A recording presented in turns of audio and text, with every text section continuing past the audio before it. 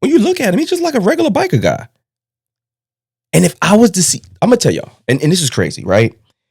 I'm please don't think I'm this dude. I'm not an obsession, but I have a thing about skulls, right? Like I have skull rings, stuff like that, whatever case may be. I've never like, I never like held the human skull or anything crazy like this dude, but I would never think of going to actually, like, he's posing. Look at this.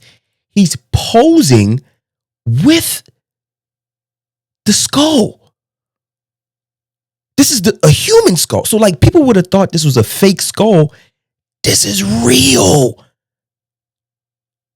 Is that one of the hanging bodies in the upper right?